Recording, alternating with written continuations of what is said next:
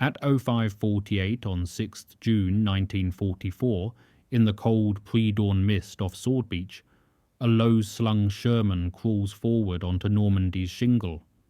Inside the turret, Sergeant Robert "Rob" Hastings tightens his gloved fingers around the turret ring of the modified British Firefly variant, its long 17-pounder barrel sliding into place. The rumble of engines, the slap of sea against hull plates, men shouting over the din through radio handsets. Hastings' heart thuds as a wave of Allied infantry hits the beach ahead. And 3 kilometers inland, a PZK-PSW Phi Panther awaits. The ammunition stowage rattles. The gun breech clicks into the turret bustle. A voice crackles. "Gunner ready, Hastings." Rob sets his jaw. If this round hits, it changes everything. If it doesn't, they're done. In that moment, the hope of piercing the German heavy tank armour rests on one man and one radical conversion. On the workshop floor at Lulworth Downs in September 1943, Rob Hastings wiped grease from his brow and stared at the prototype Sherman hull. The M4 medium tank sat unarmed and awkward in the Department of Tank Design workshops, its turret ring exposed to the cold English air. Across the hall, engineers argued over blueprints, their voices rising over the hum of welding equipment. The challenge before them seemed impossible. Fit the British 76.2mm Ordnance QF 17-pounder anti-tank gun into the cramped Sherman turret designed for the American 75mm gun.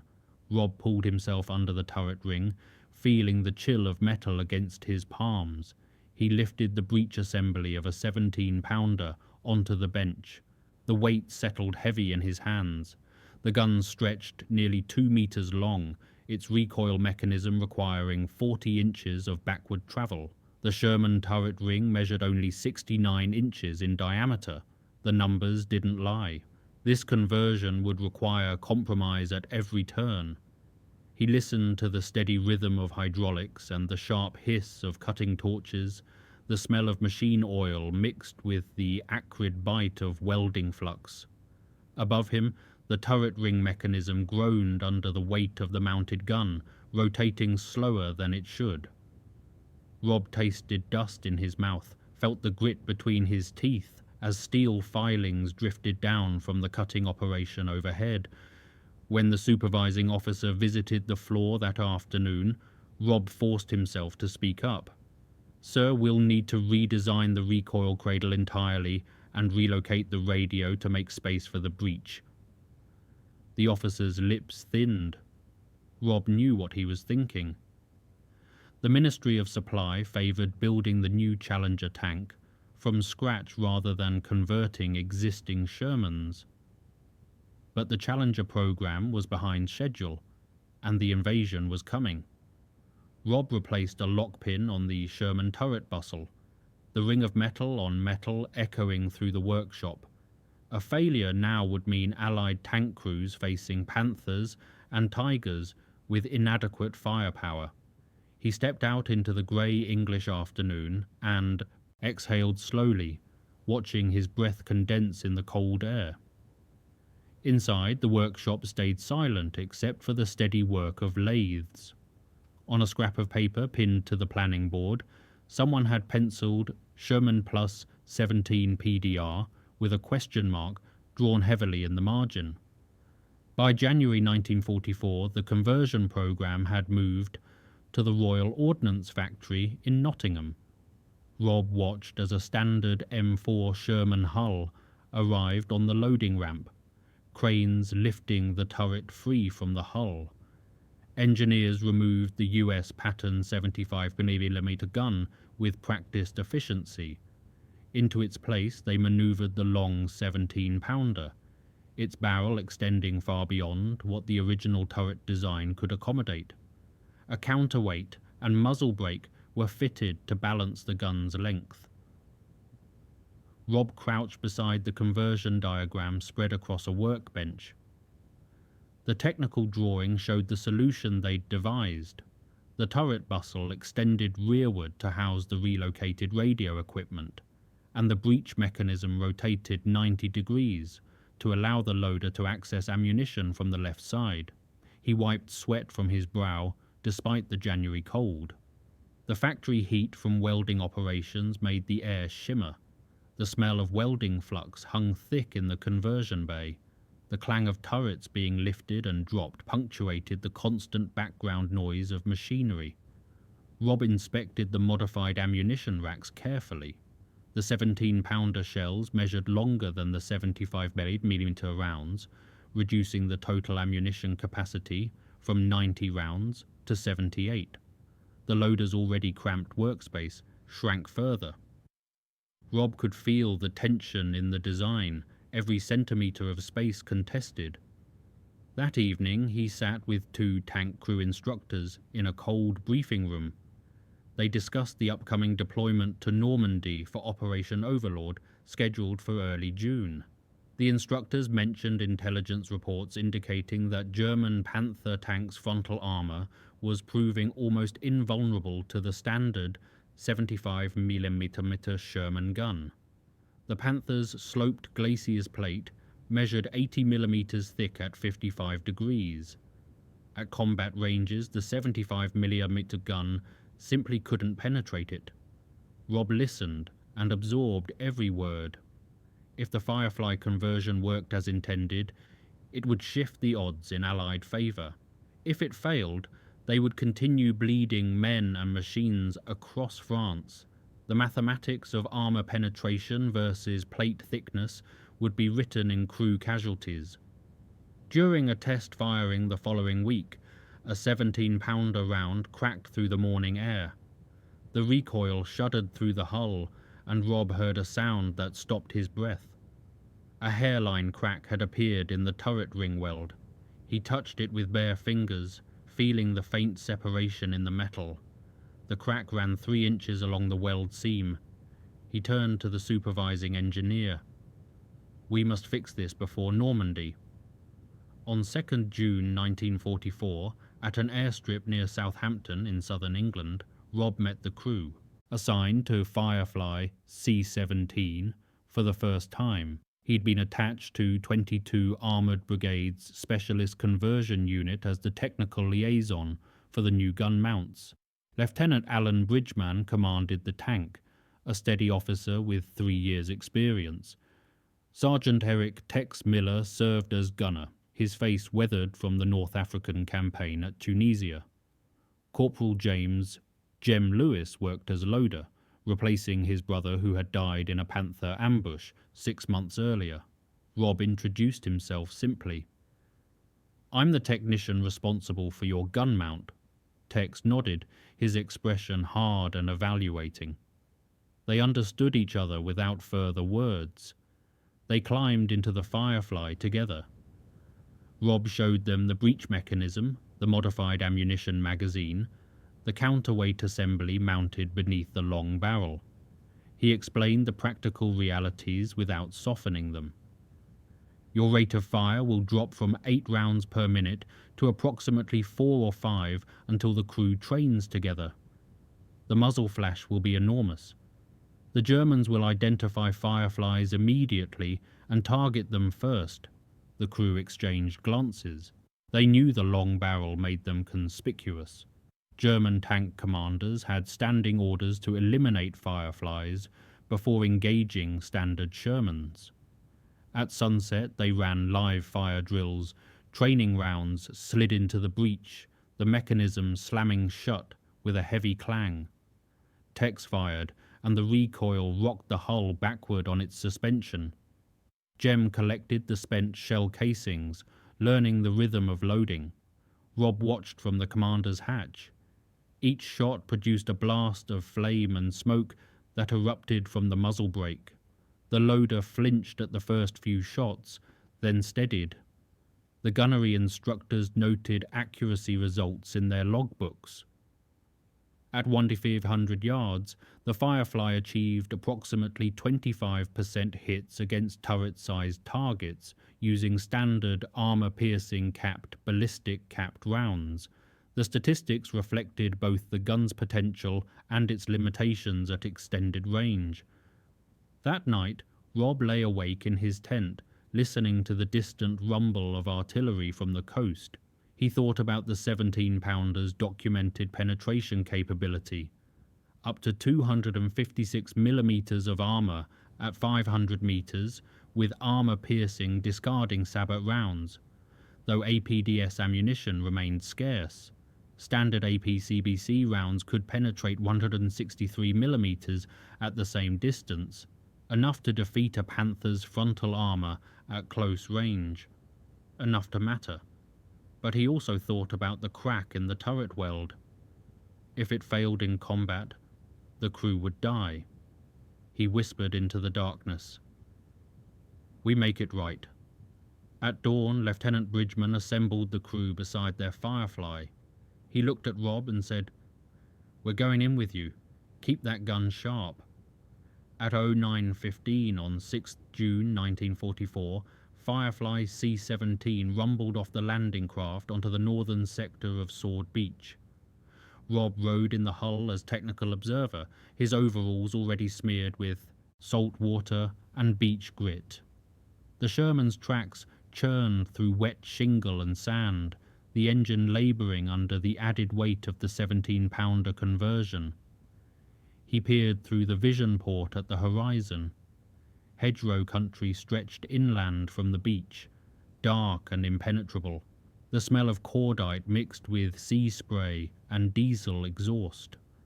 Allied infantry had already pushed over the embankment ahead, disappearing into the maze of Norman bocage. The Firefly halted behind a low knoll, the crew scanning for targets. Tex worked his periscope sight methodically, checking sectors. Rob crouched beside him in the cramped turret. "Ammunition status?" Tex gestured to the ready racks. 5 rounds loaded, 2 more in the breech loading position. A machine gun burst rattled off to their right. Shell fragments clanged against the hull armour. Rob felt heat rising in the confined space, sweat already running down his back despite the morning chill outside. Then Tex called out sharply, "Contact, German armour, hedge line, 11 o'clock. Rob's breath caught. Through the sight he could see the distinctive silhouette. A Panther tank, its long 75mm gun traversing slowly as it searched for targets. The German tank was hull down behind the hedgerow, only its turret visible. Rob gripped the turret bustle as Tex rotated the turret smoothly. The hydraulics hissed. The 17-pounder barrel swung into line. Rob remembered the ammunition differences, the tighter loader workspace, the reduced rate of fire. Everything they'd trained for compressed into this moment. Tex estimated range through his sight. 1,600 yards. Rob's skin prickled. Accuracy dropped significantly beyond 1,500 yards, down to roughly 15%, hit probability with APCBC rounds. Tex squeezed the trigger. The gun fired with a deafening crack. The recoil shook the hull violently. Through the smoke, Rob saw the shot land, striking the Panther's turret front. The German tank staggered, track damage visible. Allied infantry pressed forward immediately. Using the moment of confusion, Rob exhaled, his hands shaking slightly. This was it. The conversion worked. The gun could reach out and hurt Panthers. But when Bridgman ordered them forward deeper into the hedgerows, Rob noticed the turret ring weld in the daylight filtering through the hatches. The crack seemed to glint at him. He shouted upward, "Stop turret rotation!" The turret lurched to a halt. The weld emitted a faint metallic groan under stress. Rob caught Bridgman's eye. "The terrain's shifting our balance. We're stressing the weld." Bridgman nodded, understanding immediately. They withdrew slightly to more stable ground. Over the radio net, a clipped voice reported, "Heavy armour spotted. Tiger tanks in the area ahead." Rob sat up straighter, his pulse quickening. The real test was yet to come. By 15:45 on the 7th of June, the Firefly had pushed through the bocage roads near Le Mesnil-Patry. Rob crouched under a hedgerow's shadow, his toolbox open on the ground beside him. The turret traverse motor groaned irregularly. A sensor knocked loose during the previous day's fighting. He tightened a mounting bolt, his fingers slick with grease and sweat. The sharp smell of engine oil, mixed with the acrid snap of 17-pounder rounds being fired by other Fireflies in the formation. Inside the crew compartment, Tex battled a gun jam. The loader gem cursed steadily as the lengthy shell caught in the loading cradle. Rob heard it from outside and immediately leaped aboard, removed the breech guard and pushed the round free from its binding. He slid back down. Tex fired again, the muzzle blast washing over Rob's position. He checked the next shell in sequence. APDS round, rare and finicky. Only 6% of their ammunition load consisted of the experimental, discarding sabot rounds.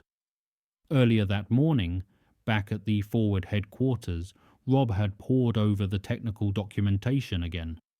He'd memorized the penetration figures. APDS rounds could defeat 256 millimeters of armor at 500 meters. Standard APCBC rounds managed 163 millimeters at the same distance, enough to penetrate the Tiger I's frontal armor at close range. But the hit probability tables told a harder story. Only 25.4% accuracy at 1,500 yards with APCBC rounds. At 2,000 yards, the number dropped below 15%. Now he watched the crews stretch their endurance to the limit. They'd been moving for 48 hours with minimal rest, engines roaring continuously, hedgerows rattling past, track plates grinding over broken roads and cratered fields.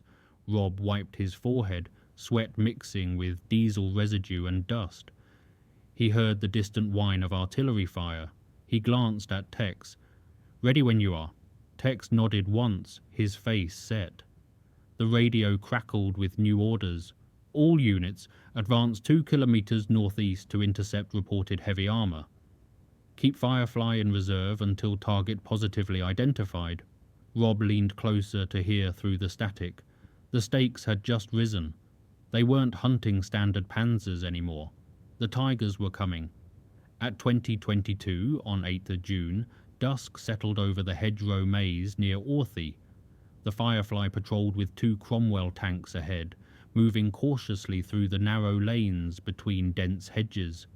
Rob sat in the hull, his jaw clenched, every sense alert. The twilight sky pressed low and grey. The hedgerows swallowed sound, making it impossible to judge distances or directions. A twig snapped somewhere close. Tex halted the tank immediately. Rob heard it too, the unnatural sound cutting through the engine idle. He glanced at Bridgman in the commander's position.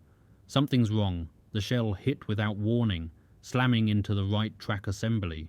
The tank jolted violently, throwing Rob against the hull wall. He scrambled out through the hull hatch and crouched by the damaged track. He directed Driver Collins over the intercom. "Lock brakes, we're pinned here." The engine idled down. The air smelled of burnt rubber and hot lubricant. From the hedge line to their left, a massive shape emerged slowly. Tiger II, the newest German heavy tank. Its long 88mm gun swung toward them through the gloom. Rob counted seconds, his mind racing through firing solutions. Tex called over the intercom. "Range approximately 1,500 yards." Rob felt his stomach knot. That distance put them at the edge of reliable accuracy. The tables he'd memorized showed 7.4% hit probability, with APDS at 1,500 yards. The Tiger fired first. The massive shell slammed into the flank of the lead Cromwell. The lighter tank erupted in flames, crew bailing out immediately. Rob shouted and dived back inside the Firefly. He helped Jem load a round, his fingers slipping on the shell casing. Tex fired twice in rapid succession. The recoil rocked the hull. The Tiger halted, its turret swinging 180 degrees. It fired again. The track assembly snapped completely. The Firefly shuddered under the impact. Bridgeman ordered them to push forward anyway, using one track. The Firefly lurched ahead. Tex fired a third time. The shot hit the Tiger's turret side at an angle, penetrating the thinner side armour. The German tank burned, smoke pouring from hatches. Silence descended over the hedgerows. Rob exhaled, his heart pounding against his ribs. They'd survived. But when he climbed out to inspect the damage, he saw the turret ring weld crack had grown to 5 inches. He took Bridgman aside. "We need to patch that immediately, or the next engagement will tear the turret loose." Bridgman nodded, his face grim. The next day, headquarters confirmed that 3 Tiger IIs had been destroyed by Firefly regiments in the sector. Rob recorded the combat log entry carefully. Firefly effective against Tiger II at ranges exceeding 100 yards. He leaned his head back against the hull. The cost: 2 Cromwell tanks permanently disabled, 5 crew casualties. On 9th of June, south of Caen, Rob walked to the forward workshop through hedgerows riddled with shell holes. Staff officers met him near a planning table set up under canvas. They discussed the armoured situation frankly. The Germans were deploying Panthers and heavy self-propelled guns in increasing numbers. British and American Shermans, equipped with 75mm guns, could not penetrate Panther frontal armour at normal combat ranges. The disparity in firepower was costing lives. Rob stepped forward and spoke clearly. "The Firefly gives us reliable frontal penetration against Panther and Tiger models." He cited the data he'd memorized. The 17-pounder achieves approximately 150 millimeters of penetration at 1,000 meters with APCBC rounds. That's sufficient to defeat Panther glacis armor at angles beyond 30 degrees. An officer from the Armoured Support and Adaptation Advisory section stared at him. "Your conversion works. We've seen the combat reports, but we need more Fireflies, more trained crews, more ammunition stocks." Rob nodded. He understood the logistics. Problem: his unit fielded 12 Fireflies, but the brigade operated 120 Shermans total. The ratio was far too low. In the distance he heard the distinctive sound of V-1 rockets passing overhead toward England. That evening, Rob conducted systematic tests on C-17. He timed turret rotation speeds, measured loader movement patterns, calculated practical rates of fire under combat stress. He noted crew fatigue factors carefully. The longer shells, bigger cartridges, and tighter workspace meant more physical strain on the loader. Jem was losing weight, his face showing exhaustion after only 4 days of continuous operations. Rob thought about the men pressing forward, day after day, hedgerow to hedgerow. Their objective: hold open a corridor deep into France and eventually Germany. The Firefly's gun had created a tactical breakthrough, giving Allied armour a weapon that could face German heavy tanks on more equal terms, but humans still burned and died behind the steel. New orders arrived that night, all armoured regiments to receive minimum 1 Firefly per troop. Rob noted this in his logbook. The organisational shift was beginning. The conversion programme he'd helped develop in the Lulworth workshops was now becoming standard doctrine. From 12th of June through 17th June, the Firefly crews ground forward through the breakout from the Normandy beachhead. Rob rode with C-17 as they crossed the Odon River under artillery fire. Shell bursts rattled the underside of the hull. He heard Jem's continuous grunt of effort as shells were loaded and fired, heard the metallic clink of spent casings falling into the collection bin. The smell of burnt cordite mixed with wet earth, and the sweet sick odour of battlefield dead. On 15th of June, they encountered a massed German armoured counterattack near Villers-Bocage. The Firefly positioned behind a broken hedgerow, the long 17-pounder barrel barely concealed by vegetation. Tex spotted multiple targets through his periscope, 3 Panthers advancing in line, and behind them a Tiger eye providing overwatch. Rob crouched beside the gunner in the cramped turret. Range 200 yards, lead Panther's turret mantlet exposed. Tex nodded. Jem slammed an APCBC round into the breech. The gun cracked, recoil shuddering through the chassis.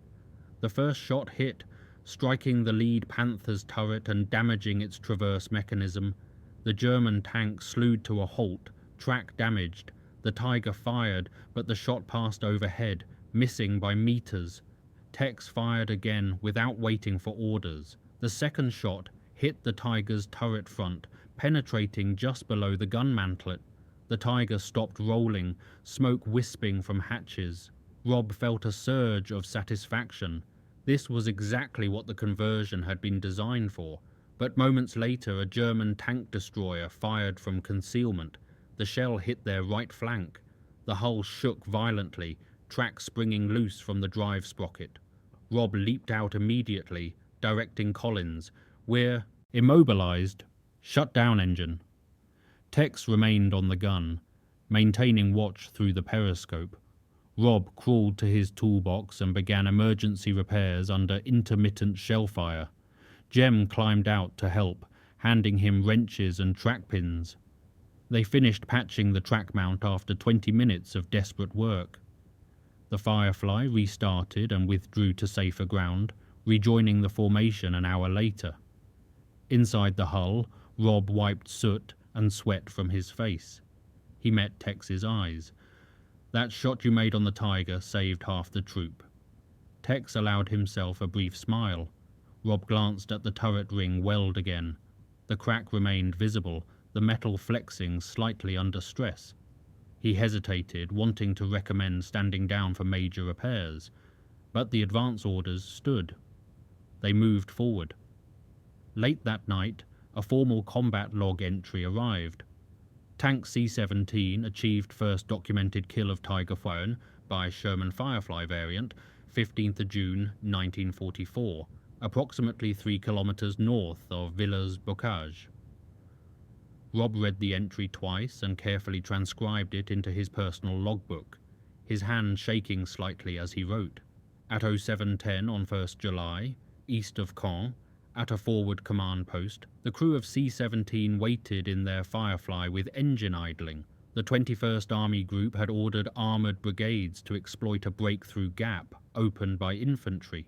The air hung thick with heat, despite the early hour. Hedgerow shadows stretched long across ground, churned by weeks of shell fire. Bridgeman spoke over the radio net. "We move at 07:15. Objective is reverse slope ridge, 1 kilometer ahead. Enemy heavy armour believed to be in defilade position." Rob gripped the hatch handle, feeling the rumble of tracks through the steel. He voiced his concern. "Range may extend to 1,800 yards. Hit probability drops significantly." Tex nodded quietly, understanding the mathematics. Rob thought through the technical tables again.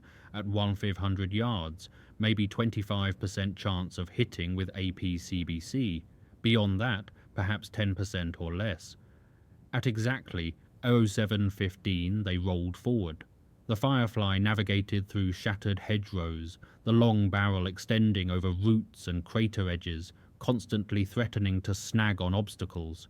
Rob listened to the transmission whine, the steady thunk of track plates, the creak of suspension under load. He caught Jem's glance. The loader looked young despite his experience, but his expression showed determination.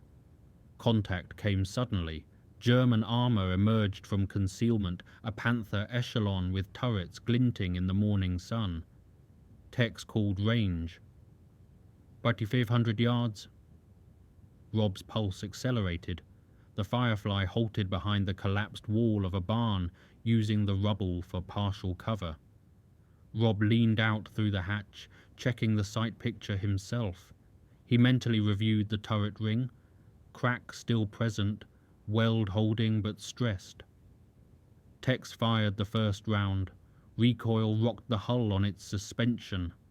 A Panther turret burst into flames, the penetrating shot igniting ammunition. Cheers came from accompanying infantry. Rob exhaled hard, but seconds later, A Tiger eye returned fire. The shot was deafening, even from 1,500 yards. The Firefly shook, turret ring groaning audibly under torsional stress. Rob heard the metal flexing. Bridgeman ordered, "Reverse! Get us back!" Rob helped direct the driver, pulling back 20 meters. Gems slammed another shell into the breach. Tex fired immediately. The shot struck the Tiger's flank, penetrating the side armour. They watched it burn. Rob's heart pounded. They'd done it again, but then a nearby shell burst, sent fragments through the turret bustle. Rob felt something sting his left ear. Blood ran down his neck. He staggered but kept his footing. The hull rattled from the blast over pressure. He gritted his teeth and assessed. "We're hit. Recoil mount damaged." Bridgeman radioed for extraction support. Rob focused on the instrument panel, checking systems. Gun zeroed. Turret intact. Ammunition safe. Crew alive. The combat log recorded later that day. Firefly C-17 destroyed one Panther and one Tiger Thoran at 1,500 yards. Furs, July 1944. First such dual kill documented for Firefly variant. Conversion validated under sustained field conditions. Rob glanced at his toolkit and allowed himself a long breath. Through the nights of 2 to 3 July, the Firefly unit held a forward position at Rott's Ridge. Low clouds hung heavy, rain drizzling steadily. Rob slept fitfully in the hull, a wool blanket pulled over his head. The smell of damp wool mixed with engine fuel and gun oil filled the confined space. A siren wailed at 02:30. Red alert, German counterattack. German self-propelled guns opened fire from concealed positions. The Firefly returned fire immediately. Rob crawled out to address a breach mechanism misfire, working in darkness with rain running down his collar. His fingers felt cold and clumsy as he replaced a broken mounting bracket on the recoil frame. The earlier combat damage had been magnified by continuous stress. He remembered the technical documentation. The recoil system had been shortened and mounted on the gun sides because the Sherman turret ring diameter was insufficient for standard mounting. The compromise worked, but it was always fragile. Suddenly the Firefly's engine stalled. Fuel line damage from shell splinters. Rob shouted to Collins, "We're dead in the water." They sat exposed on the forward slope. Bridgeman immediately ordered emergency towing. Rob climbed out onto the hull roof in the rain and half moonlight to reconnect the tow cable. Shells whistled overhead. He felt genuine fear, his hands shaking as he worked the cable hook. He slipped on the wet armour, caught himself with one hand, then secured the cable connection single-handed. Towing commenced immediately. They reached relative safety 15 minutes later. Rob sat at the rear of the hull, rain soaking completely through his overalls. He closed his eyes, exhausted. He recalled the statistics. Again, marginal accuracy at long range, 25% hit probability at 1,500 yards. The odds remained grim, yet the conversion had just performed its mission under the worst possible conditions. He exhaled slowly. At dawn, the intelligence officer visited their position. "Your Firefly C-17 will be featured in tomorrow's unit bulletin for morale purposes." Rob nodded, too tired to respond further. Operation Goodwood began on the 6th of July. The Firefly Regiment formed part of the vanguard. The terrain opened up. Farmland, shell craters, burnt villages, columns of armour stretching to the horizon. Rob's unit trailed the faster Cromwells, moving at maximum sustainable speed. On 7th of July at 14:37, Firefly C-17 halted at a ridge overlooking a German armoured column in the valley below. Bridgeman counted targets. 10 Panthers, 2 Tigers, engage at will. Rob leaned beside Jem in the loader's position. He knew this might be their most critical engagement. The environment pressed on all senses. Heat, dust, the echoing crack of shells, the smell of burnt rubber from strained tracks. Tex fired the first round at a Panther's exposed flank. Impact. The target burned. The Tiger returned fire. A shell slammed into the ground 2 meters away, the explosion lifting the hull momentarily. Rob's knee hit the steel turret wall hard. He grunted, steadied himself against the ammunition rack. Tex fired a second round at the Tiger's turret. The shot landed cleanly, penetrating the mantlet. The turret stopped moving. German crews stumbled out through hatches. Rob watched smoke rise from multiple burning vehicles. He felt the accumulated weight of the moment. The Firefly conversion, begun in the Lulworth workshops 8 months earlier, had just proved its value in mass armoured engagement. He thought of the first crack in the weld, the uncertainty, the fear. He thought of the thousands of hours spent by engineers and crews. He exhaled. The Firefly tracks suddenly detonated a mine. Rob scrambled out, signalling Collins to reverse immediately. They pulled clear of the minefield. Rob stayed on the hull exterior, torque wrench still gripped in his hand, watching the tank maneuver to safety. The scene around them was raw warfare, burning vehicles, wounded men, smoke columns rising into clear sky. At 1512, Brigade HQ transmitted on the radio net, "All tanks report status. Firefly crews credited with neutralizing majority of heavy enemy tanks. 17-pounder conversion confirmed operational success." Rob closed his eyes, absorbing the recognition, but his gaze went immediately to the turret ring weld. The crack remained, now 7 inches long. He noted quietly, "Repair scheduled for 2 nights from now." In his logbook he wrote carefully, "First mass engagement victory. C-17 credited with 5 heavy tank kills by 7th of July 1944. His hand shook slightly as he formed the numbers. By August 1944, the advance had pushed east into Belgium. The operational tempo slowed as supply lines stretched. Rob sat in a half-destroyed farmhouse, cleaning the breech block of the 17-pounder gun. The smell of mildew, gun grease and dust filled the room. He glanced at the empty ammunition racks stacked against the wall. Supplies were stretched thin across the front. His crew shared silent looks, understanding without words. They were tired. Rob's hands ached constantly now, knuckles swollen from months of mechanical work under field conditions. The turret ring weld had been patched using field welding equipment. Rob touched it, feeling the roughness of the repair. The crack remained visible beneath the new metal. He recalled the early warnings at the conversion bay. If the turret ring fails, the crew dies. They had survived. He thought of Tex, of Jem, of Bridgman. Each man carried visible and invisible scars. Rob's own face showed lines of exhaustion that would never fully fade. At dawn he heard church bells from the village square, the first time in weeks. They reminded him of England, of home, of normalcy. He whispered to himself, "We were supposed to build new British-designed tanks, but the Firefly made it first." He closed the breech mechanism and stood slowly. The Firefly engine started. They moved forward again. A message arrived from headquarters later that morning. Firefly conversion approved as standard for British armoured regiments, effective 1945 onward. In October 1944, Rob stood in a tank museum hangar in England during refit. He'd been rotated back for technical consultation on production improvements. Before him sat a restored Firefly, paint fresh, the long 17-pounder barrel gleaming. A placard read, "Sherman IC Firefly, converted 1944. He touched the muzzle brake, feeling the cold metal.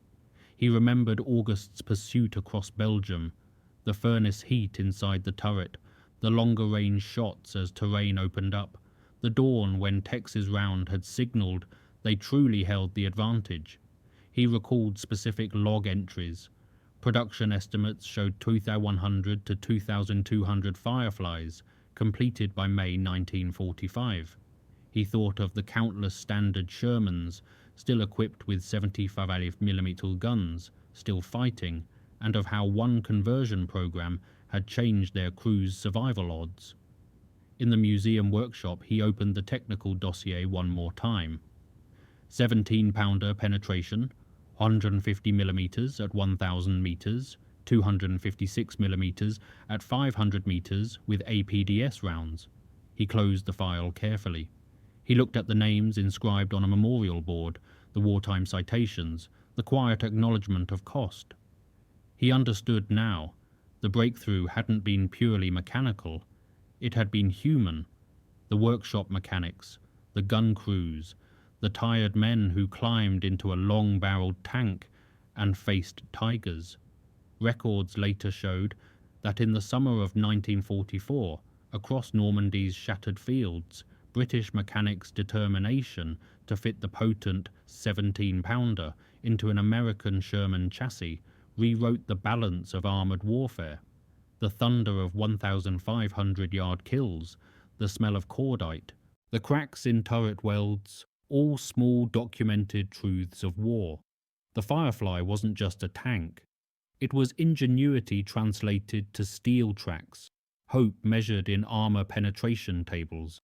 As Rob walked from the museum into the autumn dusk, he carried something heavier than specifications, proof that human decision, enacted under pressure, could echo across battlefields and into history.